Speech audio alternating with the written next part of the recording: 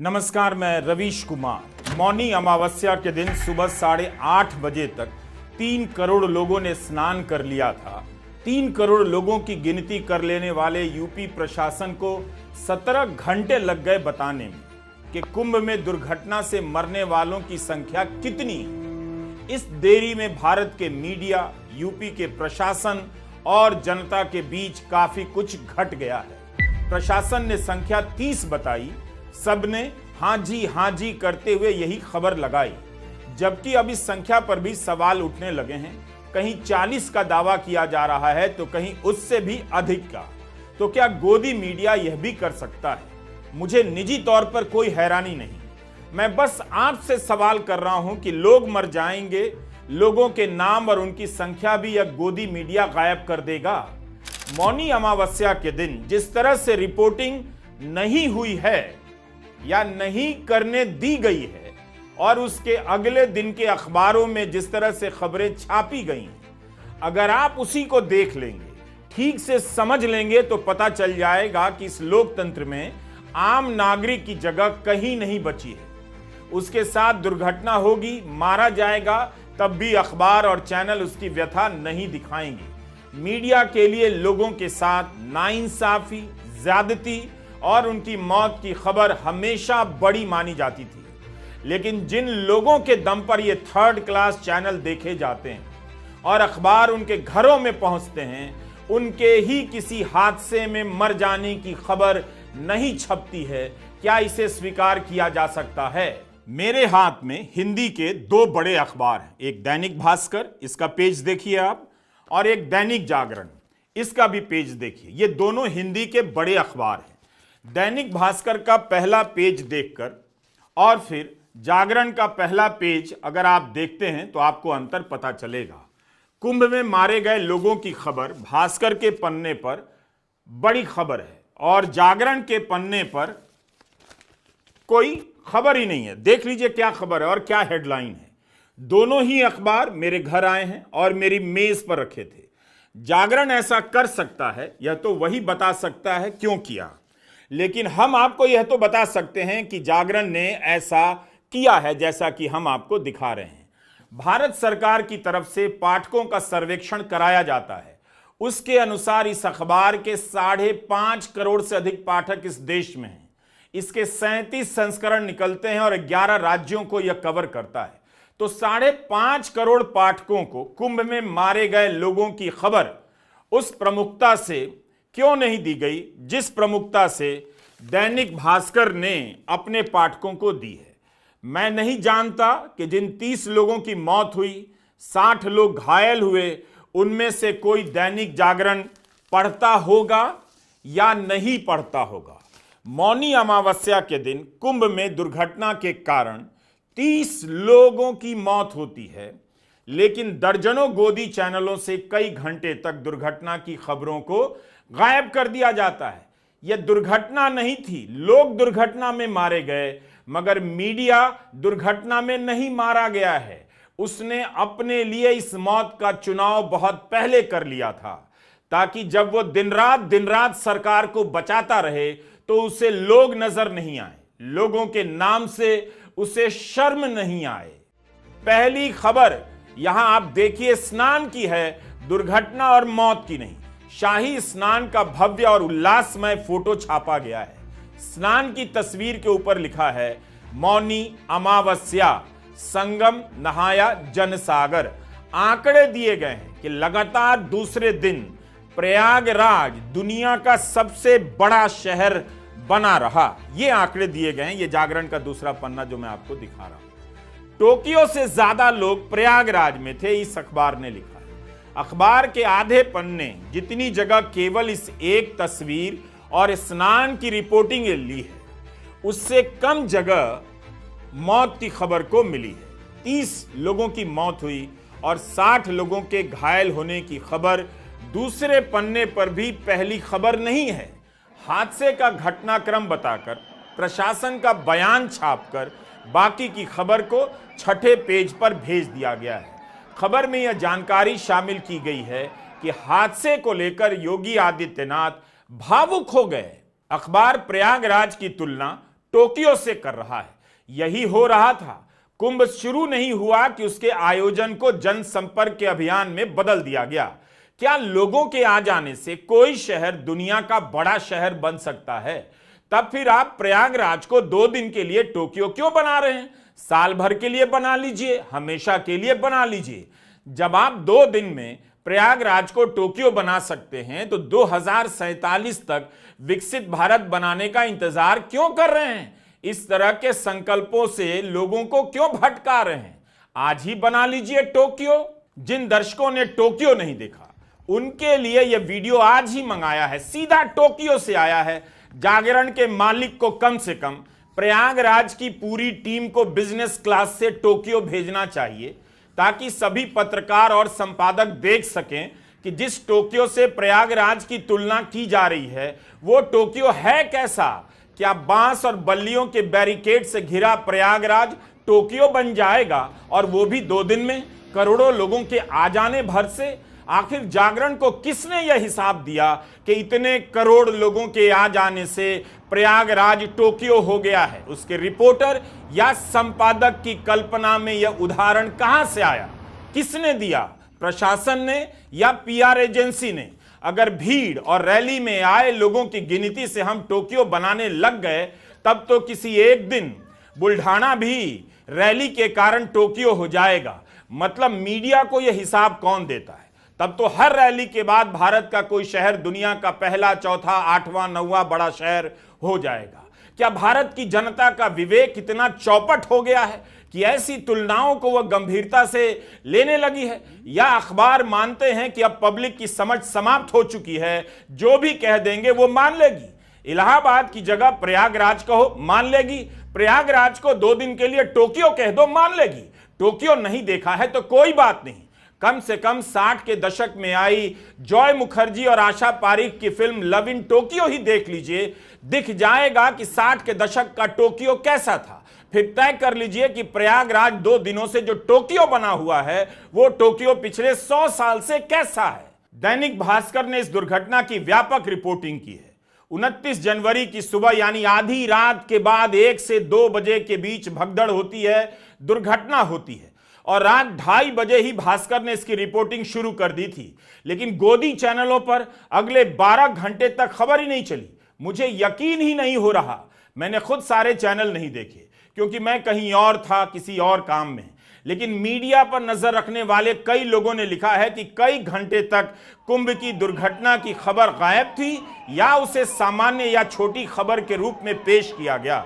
अगर ऐसा हुआ है तो न्यायिक जांच का यह भी हिस्सा होना चाहिए कि किस चैनल ने कितने घंटे तक दुर्घटना की खबर नहीं दिखाई और उस चैनल को यूपी सरकार की तरफ से कितने करोड़ का विज्ञापन मिला, बल्कि एक एक अखबार और चैनलों को कितना पैसा मिला है उसे सरकार ही जारी कर दे ताकि लोग जान सकें कि यह मीडिया किसका है।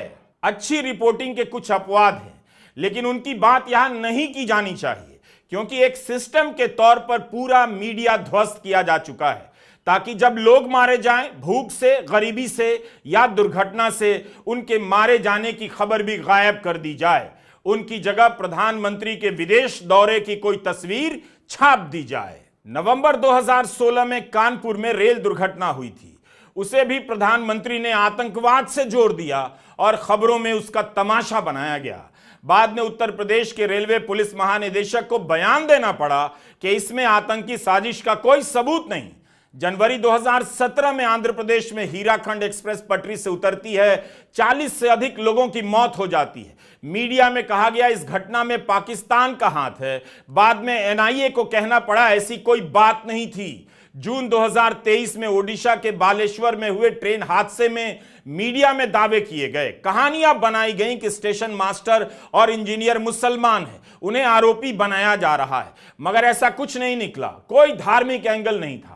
हादसे की जगह के पास बने इस्कॉन के मंदिर को मस्जिद बता दिया गया, अनाप शनाप बातें की गईं और सारी बातें झूठ निकलती हैं। लेकिन इस बार गनीमत थी कि मीडिया ने इस तरह का तमाशा नहीं किया, बस खबरों को उस तरह से नहीं चलाया, दिखाया जिस तरह से दिखाना चाहिए। इस तरह के अनेक उदाहरण आपको इस गोदी मीडिया के मिल जाएंगे। यह खुद अपने झूठ के बवंडर में फंसा हुआ है और आपको कुंभ में जाकर मुक्ति का, मोक्ष का वादा कर रहा है, भरोसा दिला रहा है। मीडिया इसलिए ऐसा करता है ताकि आप सरकार से सवाल ना कर सकें। लोग इससे पहले कि सरकार की लापरवाही की तरफ देखने लग जाएं, मीडिया मुसलमान की तरफ उनकी गर्दन मोड़ देता है। इस बार ऐसा नहीं हुआ, लेकिन सरकार की पोल ना खुले इसलिए खबर से लेकर लोगों की समस्याएं भी गायब कर दी गईं। आप इंस्टाग्राम पर जाइए, लोग शेयर कर रहे हैं, देख रहे हैं। कुंभ की व्यवस्था को लेकर आम लोगों में काफी नाराजगी है।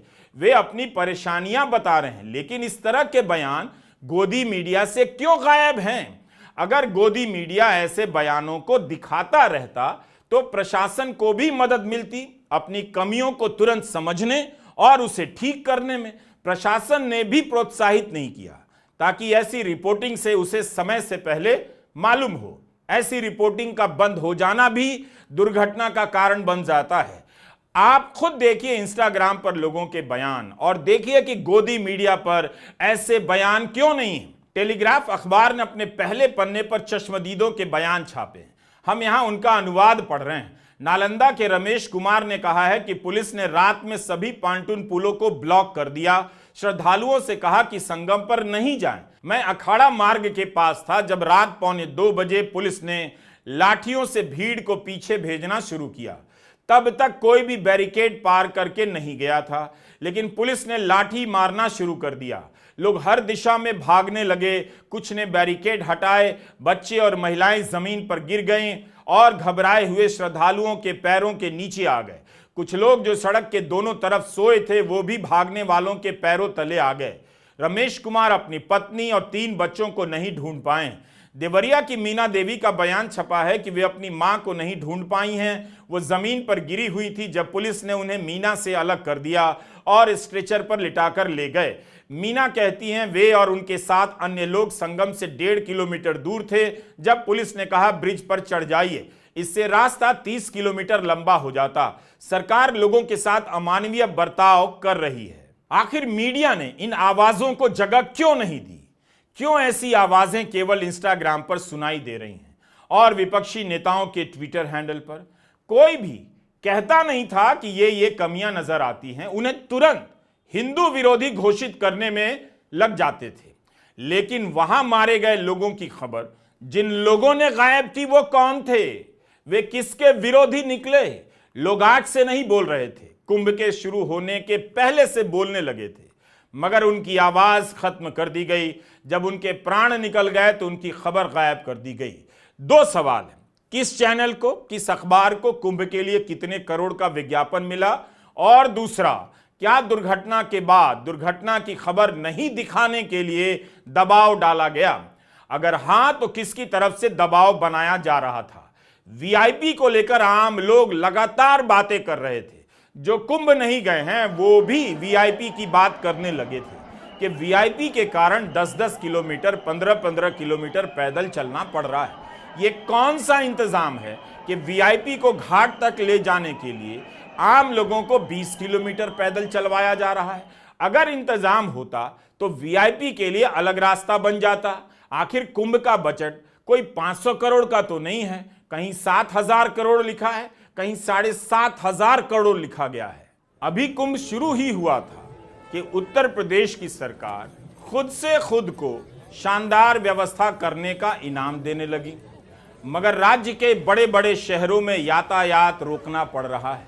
भीड़ संभल नहीं रही, लोगों को वापस भेजना पड़ रहा है।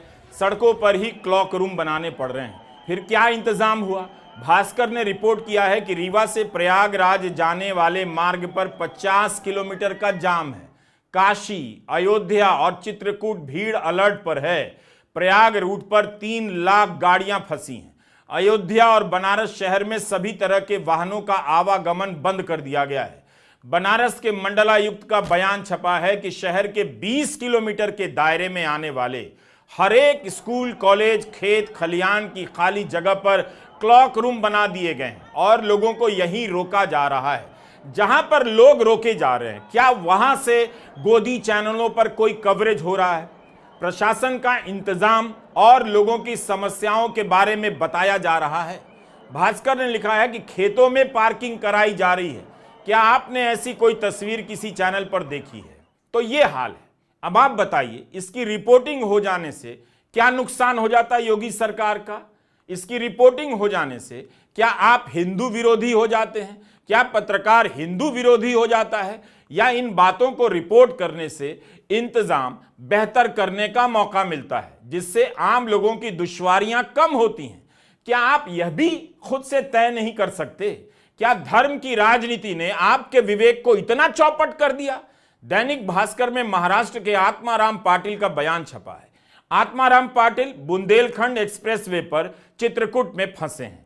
आत्माराम की तरह चित्रकूट के 25 किलोमीटर लंबे जाम में करीब 2 लाख श्रद्धालु मौनी अमावस्या के दिन प्रयागराज जाने के लिए जाम खुलने का इंतजार करते रहे। यह हाल प्रयागराज से सटे 8 जिलों से आने वाले रास्ते का है। आत्माराम पाटिल कहते हैं, जैसा कि भास्कर ने लिखा है, बॉम्बे से आया हूं, ट्रेनें देरी से चल रही हैं, 4 दिन गाड़ी में बैठकर आया हूं, प्रशासन कह रहा है वापस चले जाओ, कैसे चले जाएं? चित्रकूट तक भी जाने नहीं दे रहे हैं ताकि मैं वहां रुककर 1-2 दिन बाद स्नान के लिए चला जाऊं। मेरे साथ महिला है और बच्चे भी हैं। बुंदेलखंड एक्सप्रेसवे पर जाम की क्या हालत है, इसकी तस्वीर आपने अखबारों में, गोदी मीडिया में देखी है।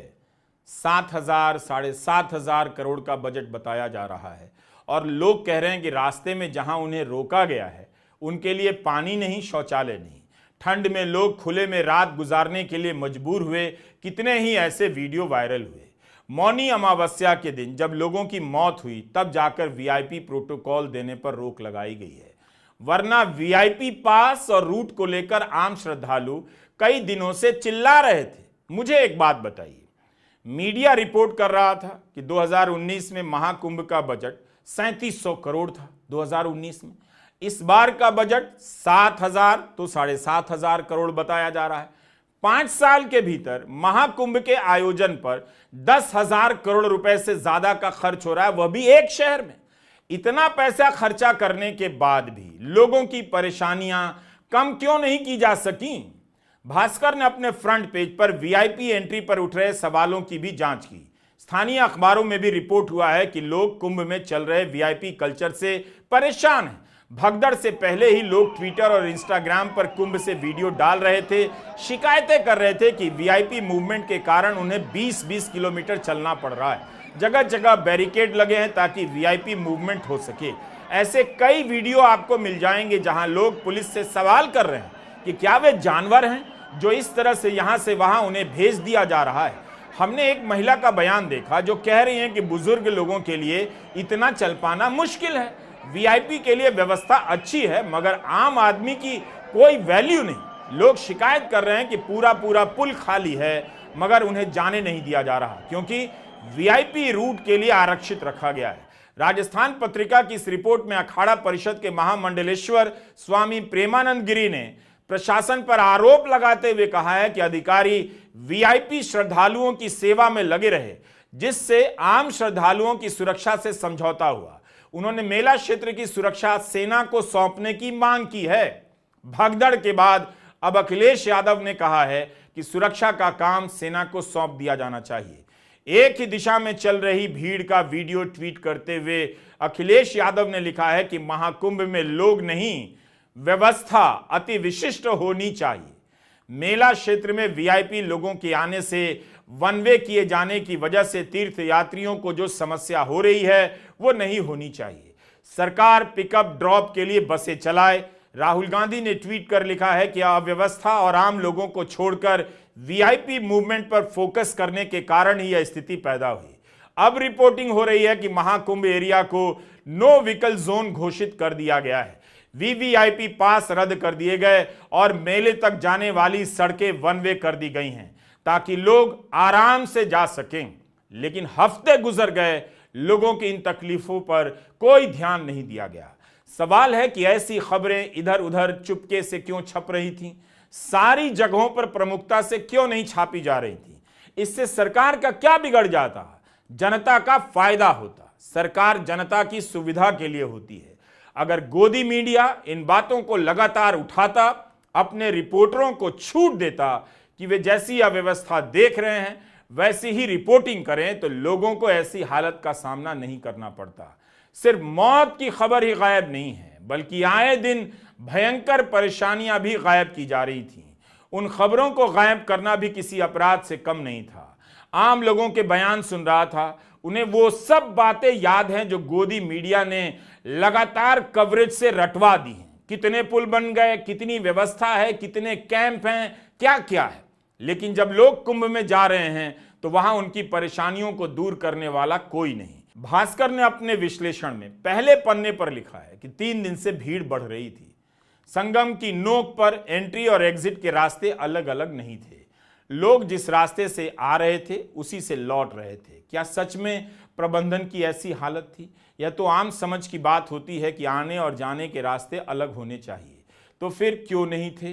क्या संगम पर 2 रास्ते बना पाना असंभव था? भास्कर ने यह भी बताया कि प्रशासन ने अखाड़ों के अमृत स्नान के लिए ज्यादातर पीपा पुल बंद कर दिए। इससे बाहर जाने वाले श्रद्धालु स्नान के बाद निकल नहीं पाए और संगम पर भीड़ बढ़ती गई। मेरे हाथ में 30 जनवरी का टेलीग्राफ है जो कोलकाता से निकलता है। इसकी रिपोर्ट आप देखिए, लंबी रिपोर्ट है। कुंभ क्रश लिखा है इसकी हेडलाइन में। इसमें कई श्रद्धालुओं के बयान हैं। कुछ के बयान हमने इसी वीडियो में आपको पहले सुनाए। ये लोग अपने अपने हिसाब से तकलीफें और जो भी देखा उन्होंने बता रहे हैं। टेलीग्राफ ने लिखा है कि योगी अपने बयानों में लोगों पर ही आरोप डालते हुए प्रतीत हो रहे हैं, जैसे उनके कहने का मतलब है कि लोग अपने कैंप में जहां थे वहीं स्नान कर लेना चाहिए। इस अखबार ने आम लोगों की बातों को रखा। इसी अखबार में असम के एक व्यापारी नीति पॉल की मौत की भी खबर है। इनकी मशहूर मिठाई की दुकान है, अपने इलाके के मशहूर आदमी हैं।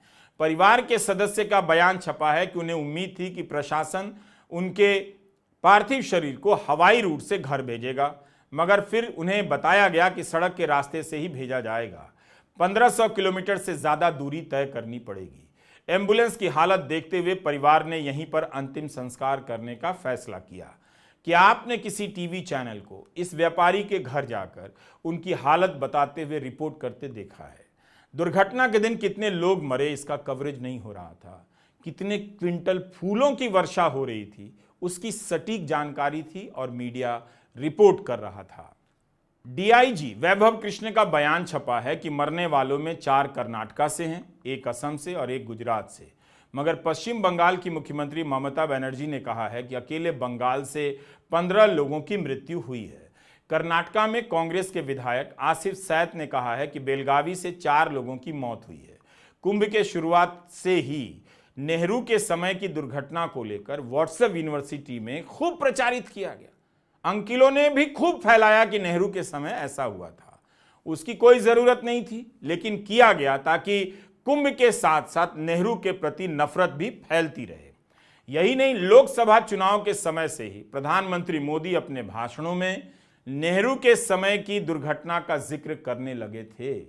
क्या वे अपने कार्यकाल की इस दुर्घटना का जिक्र करने का साहस दिखा सकते हैं? पंडित नेहरू आए थे तब तो मेला इतना बड़ा नहीं होता था। उसके बावजूद भी यहां पर कांग्रेस की सरकार थी, दिल्ली में कांग्रेस की सरकार थी, पंचायत से पार्लियामेंट तक अकेले कांग्रेस वाले थे और पार्टियों का तो नामो निशान नहीं था। कई पार्टियां तो पैदा भी नहीं हुई थी। मेरे उत्तर प्रदेश के लोगों, ये खबर सुन के आज आपको भी धक्का लगेगा। पंडित नेहरू जब आए थे, अव्यवस्था के कारण यहां भगदड़ मच गई थी। कुंभ के मेले में हजारों लोग मारे गए थे, कुचल करके मारे गए थे, लेकिन सरकार की इज्जत बचाने के लिए पंडित नेहरू पर कोई दोष न मर जाए, दाग न लग जाए, इसलिए उस समय के मीडिया ने भी ये चीजें दिखाने की बहादुरी नहीं दिखाई। एकाध 2 अखबार के कोने में खबर छपी, उसे भी दबा दिया गया। उन परिवार जिन्होंने अपना स्वजन खोया था, उसके नामों का कहीं जिक्र नहीं होने दिया। 1 रुपया उनको दिया नहीं दिया गया। भाइयों बहनों, ये सिर्फ भगदड़ नहीं थी। भगदड़ के बाद जो हुआ वो असंवेदनशीलता का एक जुल्म था। भाइयों बहनों, ऐसा पाप देश के पहले प्रधानमंत्री के काल में हुआ है। और इस बार का कुंभ का मेला देखिए, करोड़ों लोग आए, प्रधानमंत्री खुद भी आए, लेकिन कोई भगदड़ नहीं हुई, कोई मरा नहीं। भाइयों बहनों, व्यवस्थाएं सरकार कैसे बदलती है, इसका ये उदाहरण है।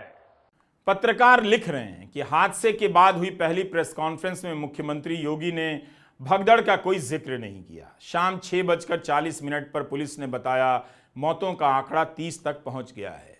हादसे के 15 घंटे बाद प्रेस कॉन्फ्रेंस होती है और जानकारी दी जाती है। प्रशासन और सरकार तब तक यही बताने में लगे रहे या इस तरह से बर्ताव करते रहे मानो कुछ भी नहीं हुआ है।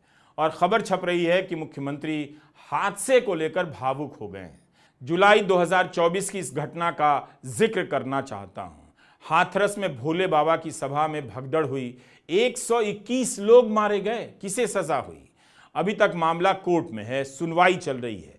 3200 पन्ने की चार्जशीट है। भोले बाबा का नाम तक आरोप पत्र में नहीं है। जनवरी में इलाहाबाद हाईकोर्ट ने हाथरस के डीएम और एसपी से सवाल किया था, आप बताइए आप जिम्मेदार क्यों नहीं हैं? क्या वही सवाल कुंभ की घटना को लेकर किया जा सकता है मुख्यमंत्री से, मेला के आयोजकों से? भास्कर के आशीष राय और विकास श्रीवास्तव की एक रिपोर्ट है। उन्होंने लिखा है कि हमने जो जांच की है उसके हिसाब से 35 से 40 लोग मारे गए। अपनी रिपोर्ट में भास्कर ने 6 अफसरों को इन मौतों का जिम्मेदार बताया है। लिखा है, एक ने पुल बंद कर दिया, एक ने भीड़ बढ़ने दी और एक ने लोगों से कहा उठो भगदड़ मचने वाली है। भास्कर ने इन अफसरों के नाम प्रकाशित किए हैं।